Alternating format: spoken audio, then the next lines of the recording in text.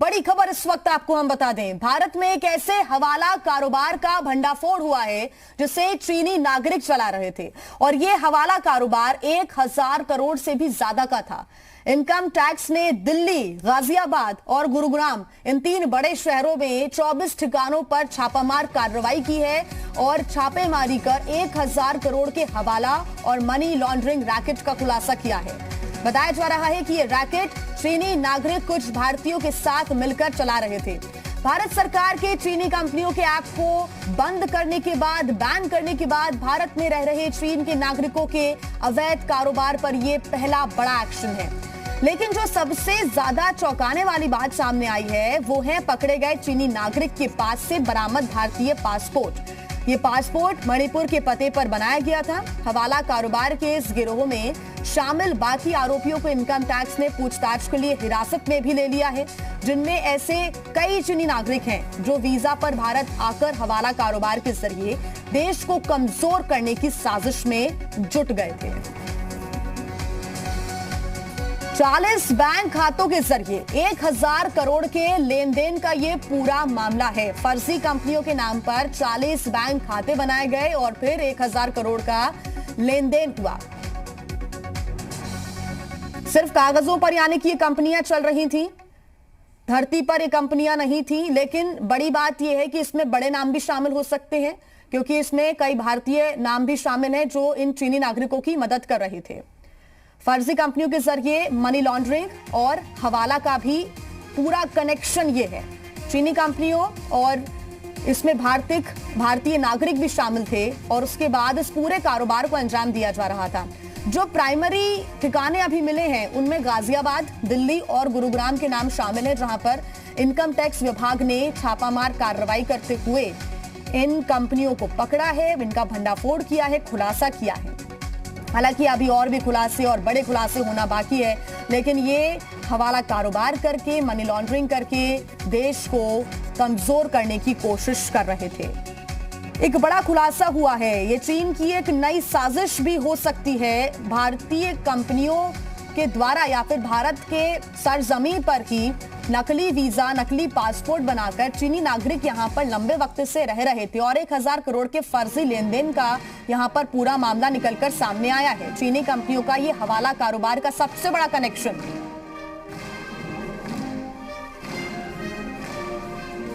कई ठिकानों पर इनकम टैक्स विभाग ने छापामार कार्रवाई की है।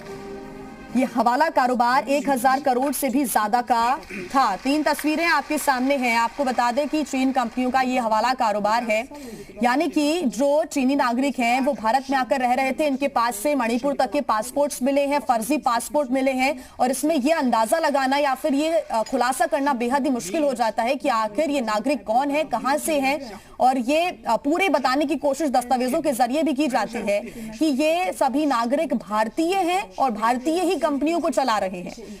ये पूरा भंडाफोड़ अब कई ठिकानों पर इनकम टैक्स ने किया है, छापा मारा है, कई फर्जी पासपोर्ट्स मिले हैं। खास बात एक और आपको हम बता दें कि अब जो आगे कार्रवाई होगी इनकम टैक्स विभाग की तरफ से वो भारतीय कानूनों के हिसाब से होगी।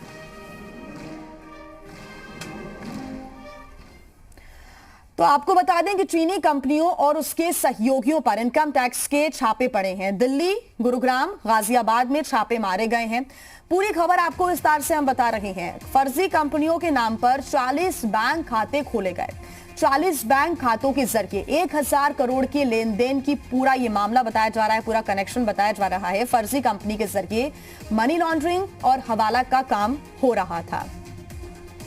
साथ ही आपको यह भी बताते चलें कि आखिर ये शेल कंपनियां क्या होती हैं। कागजों पर ये फर्जी कंपनियां बनी होती हैं, कागजों पर ही सारा कारोबार चल रहा होता है, जमीन पर कोई कारोबार नहीं होता है। मनी लॉन्ड्रिंग के ये खेल का एक बड़ा जरिया है और इसमें अब तमाम पासपोर्ट्स की, तमाम वीजा की भी जांच इसमें की जाएगी। शेल कंपनी क्या होती है वो आपको हम बता रहे हैं। साथ ही इनका रजिस्ट्रेशन कैसे होता है आइए वो भी आपको हम बता देते हैं। रजिस्ट्रेशन सामान्य कंपनियों की तरह ही किया जाता है। इसमें भी डायरेक्टर्स होते हैं, इनमें मालिक के नाम गुप्त रखे जाते हैं। ये कंपनियां रिटर्न भी फाइल करती हैं। लेकिन अब ये इनकम टैक्स विभाग के नजर में आ चुकी हैं और इसी वजह से इनका भंडाफोड़ किया गया, इसी वजह से इन पर दबिश दी गई कि आखिर ये लेन देन किया कैसे जा रहा है और किस तरह से फर्जी तरीके से ये लेन देन हो रहा है। इसी वजह से एक बड़ी दबिश इनकम टैक्स विभाग ने इन कंपनियों पर दी।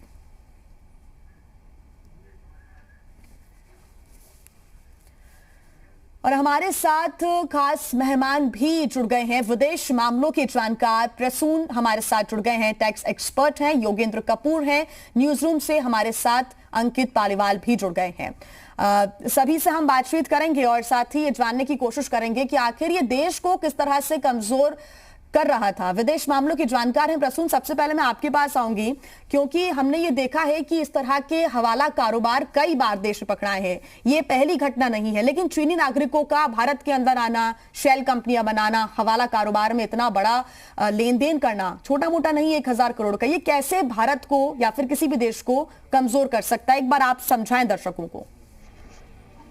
जी, इसमें दो प्रमुख बिंदु हैं इस पहलू को लेकर। पहला कि भारत में ऐसी काफी चाइनीज फर्म्स हैं जो लीगल और कॉर्पोरेट एडवाइस देती हैं, जो चाइनीज कंपनीज भारत में आना चाहती हैं या आ चुकी हैं, चाहे वो कंपनी रजिस्ट्रेशन हो, चाहे वो आईटीआर फाइल हो।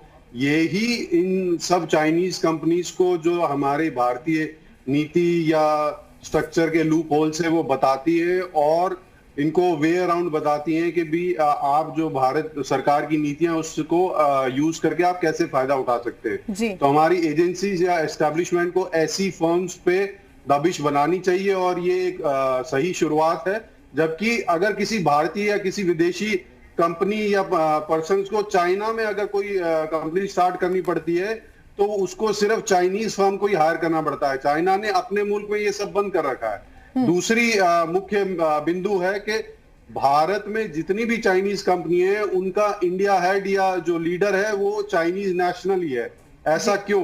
जबकि आप देखिए भारतीय मूल के जो प्रोफेशनल्स हैं, जी न्यूज ने आज ही एक पब्लिश करी है कि जिसमें 58 भारतीय मूल के जो इंडस्ट्री लीडर्स हैं वो तकरीबन 1 ट्रिलियन यूएसडी का रेवेन्यू मेंटेन करते हैं और पूरे विश्व में 3.6 मिलियन एम्प्लॉयज को मैनेज करते हैं। तो इसके बावजूद, इतने केपेबल भारतीय होने के बावजूद, क्यों हर चीनी कंपनी चाइनीज नेशनल को ही अपना भारतीय सब्सिडी का हेड रखती है?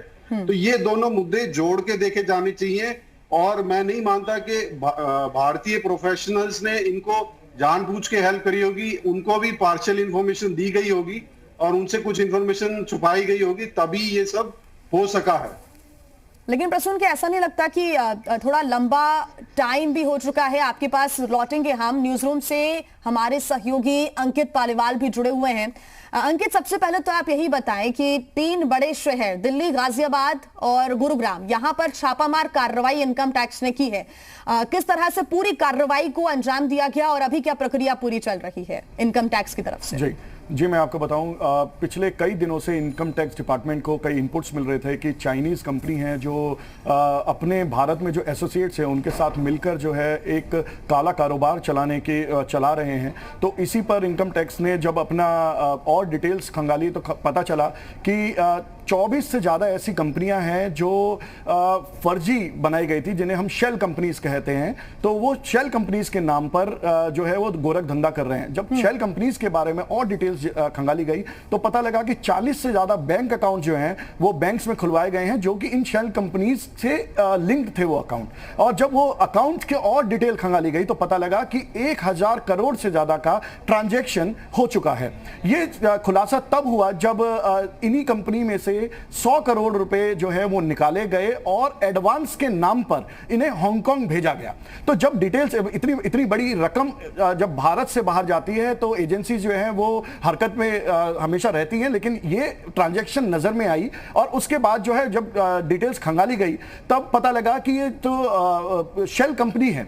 जब शेल कंपनी के बारे में और डिटेल निकाला गया तो इसका जो मास्टरमाइंड है उसका नाम चार्ली पेंग बताया गया। चार्ली पेंग जो है ये एक चाइनीज नेशनल है जो चार्ली पेंग के नाम से भारत में रह रहा था, लेकिन इसका जो असली नाम है वो है लुओ सेंग। लुओ सेंग जो है ये पिछले 2013 से भारत में रह रहा था और चार्ली पेंग जो है ये जब भारत आया था तब करेंसी एक्सचेंज का धंधा जो है वो भारत में फैला रहा था। तो धीरे धीरे करते हुए जो है चार्ली पेंग चाइनीज कंपनियों के टच में था। और आपको मैं एक और अहम बात बताता हूं, 2018 में 13 सितंबर को चार्ली पेंग को दिल्ली के मजनू के टीले से दिल्ली पुलिस के स्पेशल सेल ने गिरफ्तार किया था और चाइनीज स्पाइंग के आरोप में उसको गिरफ्तार किया गया था। उस समय उसके पास से कई लैपटॉप्स, कई महंगी गाड़ियां, कई पैसे जो हैं वो उसके पास से मिले थे।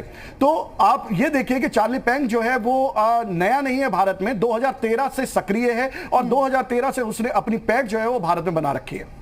बिल्कुल अंकित, आप बने रहिए हमारे साथ। टैक्स एक्सपर्ट योगेंद्र कपूर भी हमारे साथ लगातार जुड़े हुए हैं। योगेंद्र जी, आपसे हम ये समझना चाहेंगे कि ये जो कंपनियां हैं जो सिर्फ कागजों पे रहती हैं, शेल कंपनियां जिसको हम कहते हैं, ये रिटर्न भी फाइल कर रही थी, इनका रजिस्ट्रेशन भी हो जाता है, कैसे पूरा प्रक्रिया को गुप्त रखा जाता है और बिना किसी के नजर में आए इस पूरी प्रक्रिया को अंजाम दिया जाता है, एक बार वो आप बताएं। श्योर।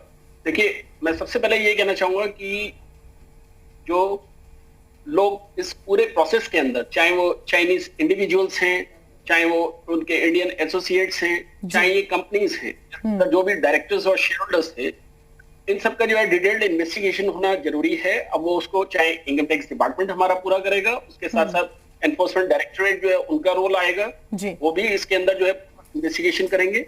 उससे क्या है कि इनका पूरा मोडस ऑपरेंडाई जो है वो डिस्कवर होगा कि ये लोग जो है ये किस किस नेचर की ट्रांजैक्शंस, चाहे वो इंपोर्ट ऑफ सर्विस से रिलेटेड हो, चाहे वो एक्सपोर्ट ऑफ सर्विस से रिलेटेड हो, या चाहे वो एडवांसेस का मूवमेंट हो, उसके अंदर जो है जो ये इन कंपनीज के थ्रू करते थे। एक चीज जो बहुत इंपॉर्टेंट है वो हमें ये समझना पड़ेगा कि इसमें मैं ये कहूंगा कि एक बहुत मेजर रोल जो है, अगर हम माने इन टर्म्स ऑफ लैप्सेस जो है, वो हमारे बैंकर्स का है। क्योंकि देखिए, बैंक ये कोई भी जो ट्रांजेक्शन्स हैं, चाहे उसका फ्लो किसी और कंट्री से इंडिया के अंदर हो रहा हो या इंडिया से वो मनी बाहर जा रहा हो, उसका जो ड्यू डिलिजेंस का काम है वो हमारे बैंकर्स का है। बैंकर्स जो हैं वो बेस्ड ऑन डॉक्यूमेंट्स जो हैं ये चीजें पूरी वेरिफिकेशन करते हैं और उन्हें करनी चाहिए कि ये इन ट्रांजैक्शंस का जो जेन्युइननेस है वो उनको उन पेपर्स के थ्रू दिखाई दे रही है नहीं। और अगर वो इन चीजों को नजरअंदाज करते हैं तो इसका मतलब ये आता है, डिस्कवर होगी कि वो भी इस पूरे प्रोसेस के अंदर जो है कनाइवेंस करके और इन ट्रांजैक्शंस को फैसिलिटेट कर रहे थे। तो मेरा ये मानना है कि ये पूरा जो जिस तरीके से भी ये ट्रांजैक्शंस जो डिस्कवर करी गई है, इसका जो है एक इन्वेस्टिगेशन जो है वो जरूरी है। और उसमें देखिए, मैं ये कहूंगा सिर्फ बैंकर्स ही नहीं, क्योंकि बैंकर्स जो है वो रिलाई करते हैं कई एक्सटर्नल सोर्सेज के ऊपर। उसमें हमारे चार्टर्ड अकाउंटेंट्स भी, जो लोग सर्टिफिकेशंस करते हैं, उनका भी रोल जो है वो वेरिफिकेशन होना जरूरी है। और उसके बाद जो है ये निकल के आएगी कि ये किस स्केल का रैकेट था। और इसमें हम सिर्फ ये नहीं मान के चलना चाहिए कि हमारे सिर्फ एनसीआर में डिस्कवर हुआ है, इसके रेमिफिकेशन और इम्प्लीकेशंस जो है थ्रूआउट इंडिया भी हो सकती है। That is my view. बिल्कुल योगेंद्र जी, आप बने रहिए हमारे साथ। विनोद भी लगातार हमारे संवाददाता हमारे साथ बने हुए हैं। विनोद से हम जानकारी ले लेते हैं, क्योंकि गाजियाबाद से और दिल्ली से और गुरुग्राम, ये ऐसे 3 बड़े शहर हैं जहां से इनका खुलासा हुआ है। हालांकि ये पहले प्राइमरी कंपनियां ही मानी जा रही है, लेकिन इनके जो कनेक्शन है, जो तार हैं, वो दूसरे क्षेत्रों से भी जुड़े हो सकते हैं। विनोद, आपके पास क्या जानकारी है इसको लेकर? देखिए, जानकारी के मुताबिक जो दिल्ली, गाजियाबाद और गुरुग्राम के रिटेल शॉप हैं, बैंक अधिकारी हैं, चार्टर्ड अकाउंटेंट हैं और व्यापारियों के कई ठिकानों पर ये पूरी छापेमारी हुई है। ये बिल्कुल हमारे जो सहयोगी बने हुए हैं और जो एक्सपर्ट्स बने हुए हैं, साफ तौर पर शेल कंपनी का जो पूरा तरीका होता है। और जैसे हमारे सहयोगी ने भी बताया कि जिस तरह से 2013 से ये चाइनीज शख्स रडार पर था, लेकिन इनमें तमाम जो ऐसी शेल कंपनीज थी ये लगातार निशाने पे थी। और जो बेसिक इनपुट मिला और आईटी डिपार्टमेंट को जब कंफर्म हो गया, उसके बाद ये बड़े स्तर पर रेड हुई और करीब 1000 करोड़ का ये पूरा अब तक का ये कारोबार और हवाला का कारोबार और हवाला के तरीके से जो तमाम चीज़ें बताई जा रही हैं, ये काफ़ी अहम इनपुट निकल कर आ रहे हैं। और अब देखना ये होगा कि ये जो आईटी की रेड है उसके बाद किस तरह की और कार्रवाई होती है, क्योंकि ईडी निश्चित तौर पर इतने बड़े लेन देन में ईडी भी कहीं ना कहीं इस पूरे एक्शन में आपको नजर आएगी। और ईडी का जब शिकंजा कसेगा तो क्या पूरे नेक्सस का हो सकता है कि अभी बहुत शुरुआती तौर पर कुछ जगह ही छापेमारी हुई हो, करीब 24 से ज़्यादा जगह छापेमारी हो चुकी है, लेकिन वो कंपनीज थी तो उन कंपनीज को किसके नाम पर रजिस्टर किया गया और उन कंपनीज के अगर जो एड्रेस हैं, जो पते हैं, वो अगर फर्जी निकलते हैं तो जांच का दायरा और आगे बढ़ सकता है। बिल्कुल। प्रसून जी, मैं आपके पास आऊंगी, क्योंकि लगातार इस मामले में कहा जा रहा है कि अभी सिर्फ 3 ऐसी बड़ी जगह है जहां पर छापामार कार्रवाई की गई है इनकम टैक्स की तरफ से। हो सकता है दूसरी जगह पर भी या दूसरे क्षेत्रों से भी इनका कनेक्शन हो सकता है। अब इसमें सबसे बड़ी चौंकाने वाली बात यह है कि जो भारतीय हैं उनका भी नाम इसमें शामिल आ रहा है और उनकी ही मदद से यहां पर पूरा सेटअप किया गया। क्या हर बार जब भी हवाला कारोबार से जुड़ी हुई खबर सामने आती है तो उसमें जिस देश में इस तरह का कारोबार किया जा रहा है वहां के लोगों का सहयोग बहुत ज्यादा जरूरी हो जाता है? और दूसरा सवाल मेरा ये रहेगा कि क्या ज्यादा लेट नहीं हो गया कार्रवाई करने में? 40 बैंक अकाउंट्स, उसके बाद 1000 करोड़ का लेन देन हो गया, रडार पर 2013 से था और अब जाकर ये बड़ी कार्रवाई हुई है। आप क्या मानते हैं उसको लेकर? जी, पहली बात ये आपने सही कहा, ये काफी बड़ा नेक्सस हो सकता है क्योंकि भारत और चीन का बायलैटरल रिलेशन जो $100 बिलियन का है, तो उसके अनुसार 1000 करोड़ कुछ भी नहीं है। दूसरा कि लोकल्स का इन्वॉल्वमेंट, मैं मानता हूं कि देखिए ये जो शख्स पकड़ा गया है इसके पास भारतीय पासपोर्ट भी है, तो आप देख सकते हैं कि ये किस तरह से डॉक्यूमेंट फोर्ज करके या बना के अगर ये गवर्नमेंट एजेंसीज को ये माल फंक्शनिंग की तरह यूज कर सकते हैं तो बैंक्स या सीएस को भी ये ऐसे ही डॉक्यूमेंट देते होंगे उसी के बेस पे, क्योंकि जो भी प्रोफेशनल्स हैं वो कंपनीज या उसमें विजिट करके नहीं देखता है कि भी वो डॉक्यूमेंट्स को ही आधार मान के या तो फाइलिंग करता है या प्रोसीडिंग्स करता है। तो मैं नहीं मानता कि ये पूरी तरह जो प्रोफेशनल्स इन्वॉल्व होंगे उनको कुछ चीजें नहीं बताई गई होगी और कुछ हो भी सकता है जो गिनती के कुछ प्रोफेशनल जिनको थोड़ा बहुत ज्यादा पता होगा और उन्होंने ये सही टाइम पे रेज नहीं करा हमारी एजेंसीज के साथ, तो ये एक बहुत बड़ा नेक्सस हो सकता है और 1000 करोड़ नहीं, ये कई गुना बड़ा नेक्सस हो सकता है। बिल्कुल अंकित, सवाल मेरा आपसे यही रहेगा कि इसमें क्योंकि भारतीयों के सपोर्ट की भी खबर सामने आई है, साथ ही सिर्फ ये दिल्ली एनसीआर नहीं बल्कि दूसरे क्षेत्रों में भी इसका नेक्सस हो और बड़ी चेन हो, लंबी चेन हो, इसका अंदाजा लगाया जा सकता है। इनकम टैक्स लगातार अपनी कार्रवाई कर रहा है, आगे जाके देखना होगा क्या खुलासे होते हैं। लेकिन जब इस तरह का कोई भी हवाला कारोबार सामने आता है तो वो सिर्फ एक छोटा सा नेक्सस तैयार नहीं हो ऐसा हम नहीं कह सकते। 1000 करोड़ का अगर लेन देन है तो दूसरे क्षेत्रों में भी इनकम टैक्स पहुंचेगा, दूसरे नामों तक भी पहुंचेगा, दूसरे भारतीय बड़े नाम तक भी हो सकता है, पहुंच सकता है और बड़े खुलासे हो सकते हैं। ऐसा लग रहा है क्या कि कोई बड़े बिजनेसमैन का इसमें इन्वॉल्वमेंट हो सकता है? क्योंकि जब शुरुआत हुई थी इस खबर की, जब लगातार इसका खुलासा हुआ था तो ये सभी की जुबान पर था कि शायद बड़े बिजनेसमैन का अगर इसमें इन्वॉल्वमेंट होता है तो कोई बड़ी बात नहीं होगी। दूसरा ये कि जब इस तरह की कंपनीज का रजिस्ट्रेशन किया गया था उसमें कुछ डॉक्यूमेंट्स नहीं पाए गए होंगे, यानी कि पूरी जानकारी नहीं दी गई होगी, उसके बाद भी इसको शेल कंपनी के तौर पर उतारा गया। बिल्कुल आप सही कह रहे हैं। इनकम टैक्स डिपार्टमेंट की जो अब जांच होगी, जांच के अंदर बहुत सारे खुलासे होने बाकी हैं। जो आपने सवाल करे कि बड़े नाम और अलग अलग प्रोमोटर्स इनके कौन थे या और कौन इन्वॉल्व है इसके अंदर, ये सब चीजें जो हैं वो परत दर परत जो है वो सामने आएगी। लेकिन जो अहम बात यह है, अगर आप देखें कि 2013 से चार्ली पेंग जो है भारत में उसने मणिपुर को चुना। मणिपुर को इसलिए उसने चुना, सबसे पहले वो 2013 में भारत आता है और वहां पर उसने बताया जाता है कि एक महिला के साथ उसने शादी भी की है और उस बिना पे उसने जो है वहां पे मणिपुर में, क्योंकि उसका हुलिया, उसके शक्ल जो है वो वहां के लोगों से मिलती जुलती है, तो इसलिए उसने मणिपुर जो है वो चुना और वहां का फर्जी दस्तावेज जैसे आधार कार्ड और पासपोर्ट उसने वो वहां बनवाए। अगर आप देखें कि ये एक बहुत बड़ा नेक्सस है, इसे छोटा नेक्सस नहीं, इसे बड़ा नेक्सस कहेंगे क्योंकि इसके अंदर बहुत सारे लोग इन्वॉल्व हैं। ये शेल कंपनी बनाना इतना आसान नहीं है। अगर आपको शेल कंपनी बनानी है तो आपको अंकित तो ये कहना पड़ेगा कि जब इतना बड़ा हवाला कारोबार का भंडाफोड़ हुआ है तो दूसरे नाम भी इसमें निकलकर सामने आएंगे। टैक्स एक्सपर्ट योगेंद्र हमारे साथ जुड़े हुए हैं।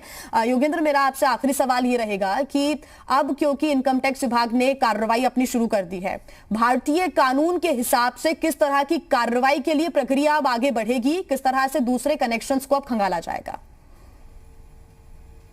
देखिए, सबसे इंपॉर्टेंट अब यह है कि जो भी इस इन्वेस्टिगेशन का पार्ट बनते हैं, चाहे वो चाइनीज इंडिविजुअल्स हो, चाहे वो हमारे इंडियन एसोसिएट्स हो, उन सब की जो स्टेटमेंट ली जाएगी। और मैं यहाँ पे ये भी एक चीज ऐड करना चाहूंगा कि गवर्नमेंट जो है, चाहे एनफोर्समेंट डायरेक्टरेट है, चाहे इनकम टैक्स डिपार्टमेंट है जी, ये भी, क्योंकि हम सकते हैं कि ये लोग जो है ये सिर्फ फ्रंट्स हो, फ्रंट्स इसलिए कि ये लोगों के लिए काम कर रहे थे, चाहे वो बिजनेस हाउसेस हो या कोई उनके कोई पॉलिटिकल कनेक्शंस तो नहीं है। ये सारी चीजें जो हैं, जब ये इन लोगों को अगर गवर्नमेंट चाहे तो अप्रूवर बना सकती है और अगर अप्रूवर बनाएगी तो ये लोग जो है ये जो भी मोडस ऑपरेंडी है और प्लस जो इसके अंदर रियल जो लोग जिनकी जो मैं कहूंगा कि जो बैक ऑफ द व्हील जो काम कर रहे हैं जी, वो लोग जो हैं जब वो के सामने आएगा तो गवर्नमेंट जो है उनके अगेंस्ट एक्शंस लेंगी और वो एक्शंस जो है सिर्फ एक अप टू इम्प्रिजनमेंट तक रिस्ट्रिक्टेड नहीं है, उनके ऊपर फाइन्स और पेनल्टीज भी लगाई गई। बिल्कुल योगेंद्र जी, बहुत धन्यवाद आपका हमारे साथ जुड़ने के लिए। एज अ टैक्स एक्सपर्ट आप हमारे साथ शामिल हुए इस चर्चा में। बैंक खातों और 1000 करोड़ के लेन देन का भंडाफोड़ हो चुका है, शेल कंपनियों का भंडाफोड़ हो चुका है। यानी कि ये क्या चीन की साजिश हो सकती है भारत को कमजोर करने के लिए। एक बड़ा डिसीजन भारतीय सरकार ने लिया और वो ये था कि तमाम जो एप्लीकेशंस हैं चाइना की उसको बैन कर दिया। उसके बाद ये दूसरा बड़ा डिसीजन, दूसरा बड़ा फैसला और दूसरी बड़ी कार्रवाई जिसको एक बड़े एक्शन के तौर पर हम मान रहे हैं। इसमें देखना होगा कि आगे और क्या तमाम बड़े खुलासे होते हैं।